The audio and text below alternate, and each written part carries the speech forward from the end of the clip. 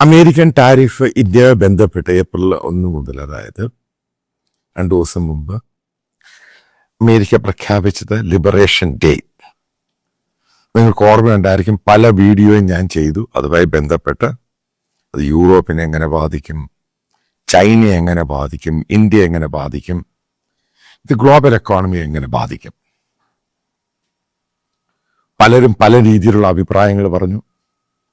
പക്ഷേ എനിക്ക് തോന്നുന്നു അമേരിക്ക എന്ന് പറഞ്ഞ രാജ്യം, ട്രംപ് അഡ്മിനിസ്ട്രേഷൻ ഈ ടാരിഫുമായി ബന്ധപ്പെട്ട് ഏറ്റവും കൂടുതൽ നെഗോഷിയേറ്റ് ചെയ്ത് ഡിസ്കഷൻ നടത്തിയേക്കുന്ന ഇന്ത്യയുമായിട്ടാണ്. ഏകദേശം 20ഓളം ദിവസം ഇന്ത്യൻ കൊമേഴ്സ് മിനിസ്റ്റർ അവിടെ പോകുന്നു, അവിടുന്ന് 5ഓളം ടീം ഇങ്ങോട്ട് വരുന്നു. അതിനുശേഷം ഇന്ത്യക്കെതിരെ 26% ടാരിഫ്. അതിനകത്ത് ചില ഇളവുകളുണ്ട്. ഫാർമ ഇൻഡസ്ട്രിക്ക് 5% കുറച്ചു, കാരണം അത് 21% മാത്രമേ ഉള്ളൂ. അതേപോലെ തന്നെ ചില ക്രിട്ടിക്കൽ സെക്ടേഴ്സ് ഉണ്ട്, അവിടെയും ഈ പല എക്സംഷൻ ഉണ്ട്. അതിൻ്റെ ഇൻ ഡീറ്റെയിൽ ആയിട്ട് ഓരോന്നായിട്ട് വരാൻ പോവുകയാണ്.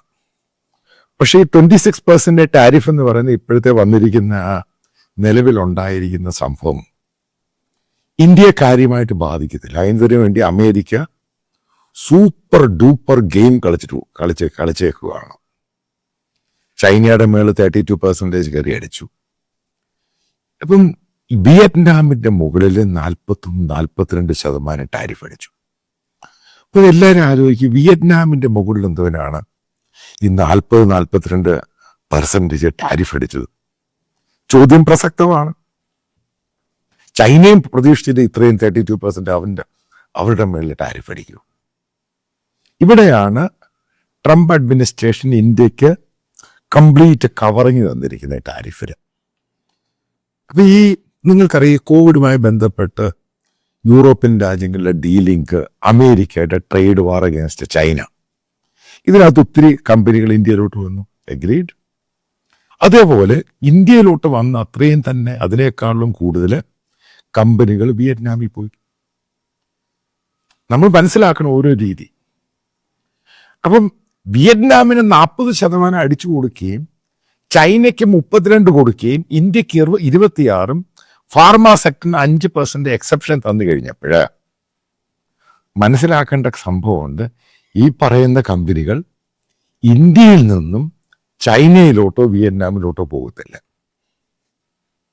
പ്രത്യേകിച്ച് ഈസ്റ്റേൺ ഏഷ്യൻ രാജ്യങ്ങളിലോട്ട് പോകത്തില്ല. തായ്വാനും കൊടുത്ത് 30%, ഇനി തായ്വാനിലോട്ടും പോകത്തില്ല.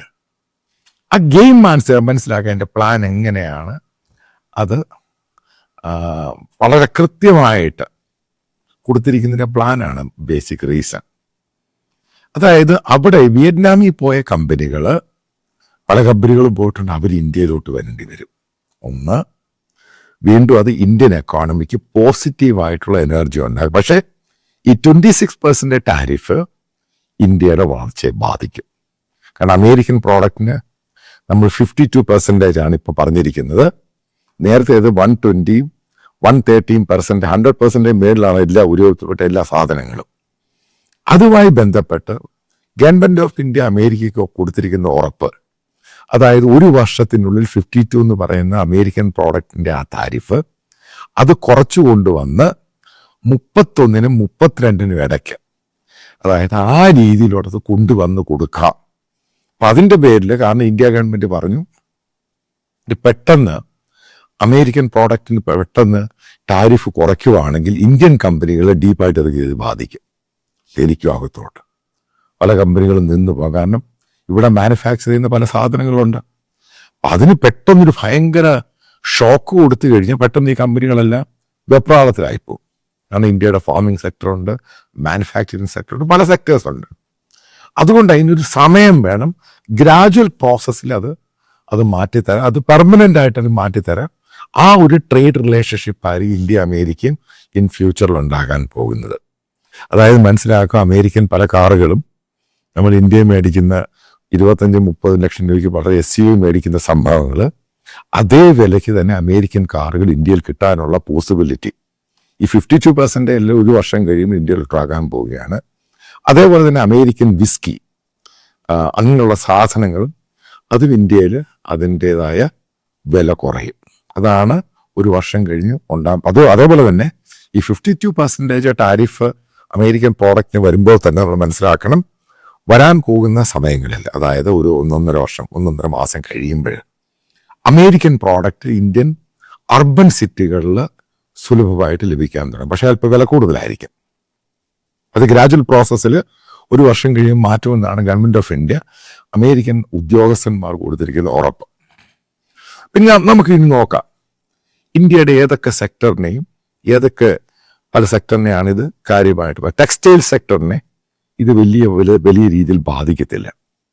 കാരണം ചൈനയിലുള്ള അവിടെ മാനുഫാക്ചർ ചെയ്യുന്ന അമേരിക്കയിലോട്ട് പോകുന്ന കമ്പനികൾ അവരുടെ ഓപ്ഷൻ എന്ന് പറയുന്നത് പിന്നീട് ഉണ്ടായിരുന്നത് ഒന്നിൽ തായ്വാനിൽ പോവുക, അല്ലെങ്കിൽ അവരുടെ ഏറ്റവും അടുത്ത ഓപ്ഷൻ എന്ന് പറയുന്നത് വിയറ്റ്നാം ആയിരുന്നു. ആ കമ്പനികൾ ഇന്ത്യയിലേക്ക് വരാനുള്ള സാധ്യത വളരെയധികം കൂടുതലാണ്. ഇന്ത്യയുടെ ഇലക്ട്രോണിക് സെക്ടർ, അതായത് നമ്മൾ ഓരോ സെക്ടർ ബൈ സെക്ടറായിട്ട് മനസ്സിലാക്കുക. ഇപ്പം ആപ്പിൾ, ഐഫോൺ ഉണ്ട്, സാംസങ് ഉണ്ട്, മറ്റു പല ഇലക്ട്രോണിക്സ് പ്രോഡക്റ്റ് ഉണ്ട്. അതേപോലെ തന്നെ ഗാർമെന്റ്, ടെക്സ്റ്റൈൽ സെക്ടർ ഉണ്ട്. ഇപ്പം ഗവൺമെൻറ് ഓഫ് ഇന്ത്യ ഈ കമ്പനികൾക്ക് പ്രൊഡക്ഷൻ ലിങ്കിങ് ഇൻസെൻറ്റീവ് എന്ന് പറയുന്ന സംഭവമുണ്ട്. അപ്പം ഈ കമ്പനികൾക്ക് അമേരിക്ക 26% ഈ ടാരിഫ് ഏർപ്പെടുത്തിയാൽ അവർക്ക് നഷ്ടം വരുത്തില്ല. ഞാൻ ഈ പറയുന്ന വൈസ് വേഴ്സയാണ് മനസ്സിലാക്കേണ്ടത്.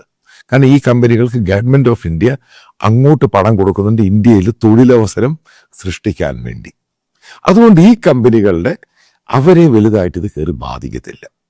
അതേപോലെ ഫാർമയിൽ 5% ആണെങ്കിലും അവർക്കും ഈ പറയുന്ന പ്രൊഡക്ഷൻ ലിങ്ക് ഇൻസെൻറ്റീവ്, കാരണം ഈ തൊഴിൽ കൊടുക്കുന്ന ഒരു മേഖലയ്ക്ക് government of India, Modi government കൊണ്ടുവന്നൊരു സംഭവമാണ് ഈ കോവിഡിന് ശേഷം. കാരണം ഇന്ത്യയിൽ മാനുഫാക്ചറിങ് സെക്ടറിൽ ബൂം ചെയ്യാൻ വേണ്ടി ചെയ്തതാണ്. അതുകൊണ്ട് ഈ കമ്പനികൾക്ക് ഈ കാര്യമായ നഷ്ടം ഉണ്ടാകത്തില്ല. അതുകൊണ്ടാണ് സ്റ്റോക്ക് മാർക്കറ്റിൽ വലിയ പ്രശ്നമില്ലാതെ പോയത്. കാരണം ഈ കമ്പനികൾക്ക് നഷ്ടം ഉണ്ടാകത്തില്ല. പിന്നീട് ഇതിൻ്റെ മറ്റൊരു അഡ്വാൻറ്റേജ് എന്ന് പറയുന്നത്, നഷ്ടം ഉണ്ടാകുന്ന ചില സെക്ടേഴ്സ് ഉണ്ട്. ഇപ്പോൾ ഗോൾഡ്, ഡയമണ്ട്, ഇങ്ങനെയുള്ള ജൂവലറി ഐറ്റം അവർക്ക് നഷ്ടമുണ്ടാകും ഭയങ്കരമായിട്ട്. അപ്പം കാരണം അതുമായിട്ട് ബന്ധപ്പെട്ട് ഒത്തിരി ആൾക്കാർ ജോലി ചെയ്യുന്നുണ്ട്. ഗുജറാത്ത് ആണെങ്കിലും മറ്റു പല സ്റ്റേറ്റുകളിൽ അതിനെ സീരിയസ് ആയിട്ട് കയറി ബാധിക്കും. കാരണം ഈ 26% എന്ന് പറയുന്നത്. അപ്പം അതുമായിട്ട് ബന്ധപ്പെട്ട് അവർ ഒരു വർഷം മുന്നോട്ട് പോകേണ്ടി വരും. കാരണം അതിൻ്റെ അകത്ത് പലതും ഡൈല്യൂട്ട് ചെയ്ത് അമേരിക്കൻ പ്രോഡക്റ്റുമായിട്ട് മുന്നോട്ട്. പിന്നെ അവിടെ അറിയാൻ സാധിച്ചത്, അമേരിക്കയും ഇന്ത്യ വാങ്ങുന്ന ഡിഫൻസിൻ്റെ സാധനങ്ങൾ, അതുമായിട്ട് ബന്ധപ്പെട്ട് അമേരിക്ക കൃത്യമായിട്ട് പറഞ്ഞിട്ടുണ്ട്, ഡിഫൻസ് എന്ന് പറയുന്നത് ഞങ്ങളിത് ഉണ്ടാക്കുന്നു, നിങ്ങൾക്ക് വിൽക്കുന്നു.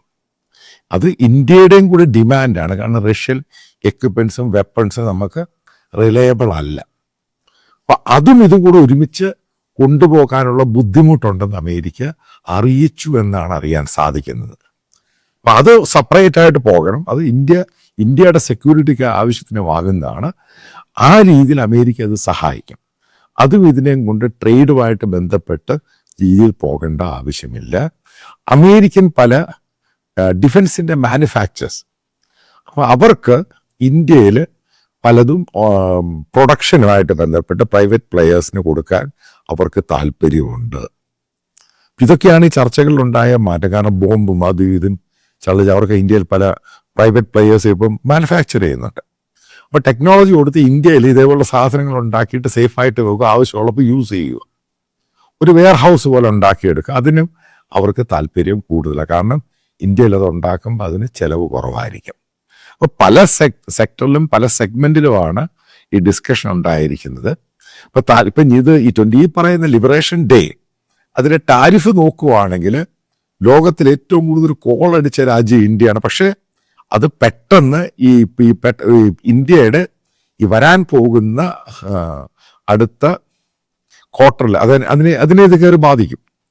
സംശയമില്ലാത്ത കാര്യം. നമ്മൾ കണ്ണടച്ച് ഇരുട്ടാക്കുമൊന്നും വേണ്ട, ചെറിയ രീതിയിൽ ബാധിക്കും. പക്ഷേ ഈ ചൈനയ്ക്കും വിയറ്റ്നാമിനും എക്സ്ട്രാ ഇത് കൊടുത്തതിൻ്റെ പേരിൽ വിയറ്റ്നാമിൽ പോയ പല കമ്പനികളും ഇന്ത്യയിലോട്ട് വരാനുള്ള സാധ്യത തള്ളിക്കളയാൻ പറ്റിയത്. കാരണം 42% അമേരിക്കൻ ടാരിഫുമായിട്ട് വിയറ്റ്നാമിൽ പോയ കമ്പനികൾക്ക് അമേരിക്കയിലിട്ട് എക്സ്പോർട്ട് ചെയ്ത് അവർക്കത് ലാഭത്തിലുണ്ടാക്കാൻ പറ്റത്തൊന്നുമില്ല. ഇതെല്ലാം കണ്ടിട്ട് പെട്ടെന്ന് വിയറ്റ്നാമും ചൈനയും ഒന്നും, ഇവർ രണ്ടും ബദ്ധശത്രുക്കളായിരുന്നു. അപ്പോൾ യൂറോപ്യൻ രാജ്യങ്ങളും വിയറ്റ്നാമും ചൈനയും, കാരണം വിയറ്റ്നാമിൽ വെച്ച് വലിയൊരു കോൺഫറൻസ് നടക്കുകയാണ് അമേരിക്കക്കെതിരെ ഈ ടാരിഫ്. അത് അമേരിക്കക്കെതിരെ ആണെങ്കിൽ ഇന്ത്യക്കെതിരെയും കൂടിയാണ്. അതാണ് പുറത്തു വരുന്ന ഓരോ റിപ്പോർട്ടുകൾ സൂചിപ്പിക്കുന്നത്. കാരണം ഇതിനകത്ത് ക്രിസ്റ്റൽ ക്ലിയർ ആയിട്ട് ട്രംപ് അഡ്മിനിസ്ട്രേഷനും അമേരിക്കയ്ക്കും ഈ ചൈനയൊക്കെ ഒഴിവാക്കി ഇന്ത്യയോട് കൂടുതൽ താല്പര്യം മുന്നോട്ട് പോകാനാണ് അവർക്ക് താല്പര്യം. അതാണ് ഒന്ന് കൃത്യമായിട്ട് വ്യക്തമാകുന്നത്. എല്ലാ രീതിയിലും ഈ ചൈനയുമായിട്ടുള്ള ട്രേഡ് വാറിൽ അമേരിക്കയ്ക്ക് ഇന്ത്യക്കാണ് ഒരു പൊസിഷൻ കൊടുക്കാൻ താല്പര്യമുള്ളത് വരാനുള്ള സമയത്ത്. അത് എത്രമാത്രം ഇന്ത്യ പ്രൊആക്റ്റീവായിട്ട് അത് റെസ്പോണ്ട് ചെയ്യുന്നത് പോലെ ഇരിക്കും മുന്നോട്ടുള്ള പോക്ക്. അതായത് വീണ്ടും ഞാൻ പറഞ്ഞു വരുന്നത്, കൺക്ലൂഡ് ചെയ്യുന്ന പാർട്ട്, ഈ 26% ഇന്ത്യക്കെതിരെയുള്ള ടാരിഫ് എന്ന് പറയുന്നത് ഈ പറയുന്ന പോലെ ഒരു പ്രശ്നവും ഇന്ത്യക്ക് വലിയ രീതിയിൽ ഉണ്ടാക്കാൻ പോകുന്നില്ല. ഇവിടെ ജോബിന് വലിയ എഫക്റ്റ്, ഇവിടെ ജോബ് വീണ്ടും ഇൻക്രീസ് ചെയ്യും. ഞാൻ ഈ പറയുന്ന വിയറ്റ്നാമും ചൈനയുമായിട്ട് കമ്പയർ ചെയ്യുമ്പോൾ അപ്പോൾ അവിടെയുള്ള കമ്പനികൾ ഇന്ത്യയിൽ വരാനുള്ള സാധ്യത കൂടുതലാണ്. കാരണം ഇത്രയും ടാരിഫുമായിട്ട് ആ കമ്പനികൾക്ക് അവിടെ മുന്നോട്ട് പോകാൻ പറ്റത്തില്ല. അതുപോലെ അമേരിക്കയ്ക്ക് ചൈനയിൽ നിന്നും മറ്റുള്ള രാജ്യങ്ങളിൽ നിന്നും ഫാർമ സെക്ടറിൽ മെഡിസിൻ മേടിക്കാൻ താല്പര്യമില്ലാത്തതുകൊണ്ടാണ് ഫാർമ സെക്ടറിൽ 5% ഇന്ത്യക്ക് കുറച്ച് കൊടുത്തിരിക്കുന്നത്. ഇപ്പം എല്ലാം കൂടെ കണക്ക് കൂട്ടുമ്പോൾ ട്രംപിൻ്റെ ഈ ടാരിഫ് ലോകത്തിൽ ഏറ്റവും കൂടുതൽ ഗുണം ചെയ്യുന്ന ഒരു രാജ്യം ഇന്ത്യയായിട്ട് മാറും എന്നാണ് എൻ്റെ ഒരു അസംഷൻ. നിങ്ങൾക്കറിയാം, കഴിഞ്ഞ 2 ആഴ്ച കൊണ്ട് ഞാൻ നിങ്ങളോടൊരു കോൺട്രിബ്യൂഷൻ വേണമെന്ന് അഭ്യർത്ഥിക്കുകയാണ്. അതിൻ്റെ വീഡിയോ റൺ ചെയ്തു ഈ വീഡിയോയുടെ അവസാനം. അപ്പം അതിനകത്ത് ചില പ്രശ്നങ്ങളുണ്ടായി. കാരണം ബാങ്കുകളുടെ ചില ലിമിറ്റ്, അതേപോലെ GPay, ഗൂഗിൾ പേ, UPIയുടെ ചില ലിമിറ്റ്, അപ്പം അതൊക്കെ റെക്ടിഫൈ ചെയ്തിട്ട് പുതിയ അക്കൗണ്ടും ഡീറ്റെയിൽസും അതേപോലുള്ള റെസ്ട്രിക്ഷൻസും ഉണ്ടാവുകയില്ല. വിദേശത്തുള്ളവർക്ക് കറണ്ട് അക്കൗണ്ടിൽ അയക്കാനുള്ള ബുദ്ധിമുട്ട് അത് മാറ്റിയിട്ട് പേഴ്സണൽ അക്കൗണ്ട് വേണ്ടി തരുന്നുണ്ട്. കൃത്യമായിട്ടൊരു കാര്യം പറയാം, 1 രൂപയ്ക്കും അക്കൗണ്ടബിൾ ആണ് ഞാൻ ജനങ്ങളുടെ കയ്യിൽ നിന്നാണ് ഈ പണം സ്വരൂപിക്കുന്നത്. അജണ്ട ഒറ്റ സംഭവമേ ഉള്ളൂ. കേരളത്തിൽ ഇന്ന് നടന്നുകൊണ്ടിരിക്കുന്ന മീഡിയ സംസ്കാരം, അതായത് ഒരു പ്രത്യേക വിഭാഗത്തിന് വേണ്ടി മത തീവ്രവാദ വിഭാഗക്കാർക്ക് വേണ്ടി ഇവിടുത്തെ ചാനലുകളും മീഡിയയും അവർ ഗെയിം കളിക്കുകയാണ്. നമ്മൾ മനോരമയുടെ കേസെടുത്ത് നോക്കുക, എന്താണ് ഇത് സംഭവിച്ചത്? മനോരമയിൽ നിന്നും ഒരിക്കലും എക്സ്പെക്ട് ചെയ്യാത്ത രീതിയിലാണ് സംഭവം ഉണ്ടായത്. അപ്പം നമുക്കിത് പൊളിച്ചേ മതിയാവത്തുള്ളൂ. ഇപ്പോൾ എൻ്റെ കൂടെ സഹകരിക്കുക എന്നുള്ളത് മാൻഡേറ്ററി അല്ല. നിങ്ങൾക്ക് ഇഷ്ടമുള്ള രീതിയിൽ സഹായം 1 രൂപയാണെങ്കിലും അത് ബോണ്ടേജ് ആയിരിക്കും. ഇതുമായിട്ട് ബന്ധപ്പെട്ട് ഞാൻ വരാൻ പോകുന്ന സമയത്ത് ഇതൊരു 24 hours ന്യൂസ് ചാനലായിരിക്കും. നാഷണൽ പൊളിറ്റിക്സ്, നാഷണൽ ഇഷ്യൂസ്, അതേപോലെ തന്നെ കേരളത്തിൻ്റെ റീജിയണൽ കാര്യങ്ങൾ, ഇന്ത്യയുടെ ഓരോ ഭാഗത്തെയും കാര്യങ്ങൾ, ഇന്റർനാഷണൽ ജിയോ പൊളിറ്റിക്സ്. ഇപ്പം നല്ല കുറച്ച് ആൾക്കാരെ ഞാൻ സെലക്ട് ചെയ്തിട്ടുണ്ട്. അവരൊക്കെ എൻ്റെ കൂടെ ജോയിൻ ചെയ്യാൻ തയ്യാറാണ്. അപ്പോൾ അതുമായിട്ട് ബന്ധപ്പെട്ടാണ് എനിക്കിങ്ങനെ ഒരു ഫിനാൻഷ്യൽ സപ്പോർട്ട്, ക്രൗഡ് ഫണ്ടിങ്. ഒരു സ്പോൺസറും ഇല്ല, ഒരു അഡ്വർടൈസേഴ്സും ഇല്ല, ജനങ്ങളാണ് ഫണ്ട് ചെയ്യുന്നത്. ഉറപ്പായിട്ടും ഇത് കുറച്ച് കഴിയുമ്പോൾ ഇത് വലിയൊരു സംഭവം ഇന്ത്യയിലായിട്ട് മാറും. നിങ്ങൾക്ക് എൻ്റെ എക്സ്പീരിയൻസ് അറിയാം, 10-30 വർഷം ഈ ഫീൽഡിലുള്ള എക്സ്പീരിയൻസ് ആണ്. അപ്പം നല്ല ആൾക്കാർ, നല്ല ടാലൻറ്റഡ് ആയിട്ടുള്ള ആൾക്കാർ, ദേശീയതയുള്ള ആൾക്കാർ ജോയിൻ ചെയ്യാൻ തയ്യാറാണ്, മൾട്ടിപ്പിൾ ലാംഗ്വേജിൽ. അതായത് നമ്മൾ മനസ്സിലാക്കുക, വരാൻ പോകുന്ന ദിവസങ്ങളിൽ കേരളത്തിൽ ഈ കാണിക്കുന്ന മീഡിയ സംസ്കാരത്തെ നമ്മൾ പൊളിച്ചടുക്കും ഇതിനെ തോലച്ചകളായി. അപ്പം നിങ്ങൾ സഹകരിക്കുക. നല്ല ആൾക്കാരുണ്ടെങ്കിൽ തന്നെ, അതായത് ഡെഡിക്കേറ്റഡ് ആയിട്ടുള്ള ആൾക്കാർ എൻ്റെ കൂടെ സർവീസ് ചെയ്യാൻ താല്പര്യമുള്ളവർക്ക്, ജോലി ചെയ്യാൻ താല്പര്യമുള്ളവർക്കും എന്നെ വിവരം അറിയിച്ചാൽ ഞാൻ നിങ്ങളെ ട്രെയിൻ ചെയ്തെടുക്കുന്നതായിരിക്കും. അതായത് ഡെഡിക്കേറ്റഡ് ആയിരിക്കണം, ഇത് പഠിക്കണം, മനസ്സിലാക്കണം, എങ്ങനെ ചെയ്യണം. അതായത് ബന്ധപ്പെട്ട ചില കാര്യങ്ങൾ പറയാം, 1-2 കാര്യങ്ങൾ പറയാം. ഇപ്പം നല്ലൊരു റിപ്പോർട്ടിംഗ് ഉണ്ടായി, ഒരു സംഭവത്ത് പോയി റിപ്പോർട്ട് ചെയ്യണം. അതിനുവേണ്ടി ഒരാളെ പറഞ്ഞു വിടുക, ഗ്രൗണ്ടിൽ റിപ്പോർട്ട് ചെയ്യുക, ഇതിനൊക്കെ എക്സ്പെൻസ് ഉണ്ട്. നല്ല റിസർച്ച് ടീം ഉണ്ടാകണം. അപ്പം ഇതിന് പറ്റിയ പഴയ പോലെ ചാനൽ ഇൻഫ്രാസ്ട്രക്ചറിൻ്റെ ആവശ്യമൊന്നുമില്ല. ഇതെങ്ങനെയാണ് എക്സിക്യൂട്ട് ചെയ്തതിന് നല്ല ആൾക്കാരെ എടുക്കണം, നല്ല ടാലൻസിന് പണം കൊടുക്കണം. അതൊരിക്കലും ഫ്രീ ആയിരിക്കത്തില്ല. മോശമായ ടാലൻസിന് അത്രയും പണം കൊടുത്താൽ മതി. നല്ല ടാലൻസിന് പണം കൊടുത്തേ മതിയാവത്തുള്ളൂ. അതാണ് ഇതിൻ്റെ ബേസിക് ഇഷ്യൂ എന്ന് പറയുന്നത്. അപ്പം അങ്ങനെയുള്ളവരെ എടുക്കുക. എനിക്കറിയാവുന്ന പല ടീമംഗങ്ങളുണ്ട് എൻ്റെ കൂടെ തെഹൽക്കയിലും മറ്റു പല ചാനലുകളിലൊക്കെ വർക്ക് ചെയ്ത് ഹൈലി ടാലൻറ്റഡ് ആയിട്ടുള്ള ആൾക്കാരുണ്ട്. അപ്പം അവരെയൊക്കെ ഒത്തൊരുമിപ്പിച്ച് ഒരു പല മൾട്ടിപ്പിൾ ലാംഗ്വേജിൽ കൂടെ ഇത് പോകുമ്പോൾ മാത്രമേ ഇതിൻ്റെ ഒബ്ജക്റ്റീവ് എന്തുവാന്ന് നമുക്ക് മനസ്സിലാവത്തുള്ളൂ. അപ്പോൾ സഹകരിക്കുന്നതിന് വളരെ നന്ദി. ഫർദർ നിങ്ങളുടെ എല്ലാ സഹകരണം ഇതിൻ്റെ കൂടെ ഉണ്ടാകുമെന്ന് പൂർണ്ണമായിട്ടും വളരെ സ്നേഹത്തോടു കൂടെ പ്രതീക്ഷിക്കുന്നു.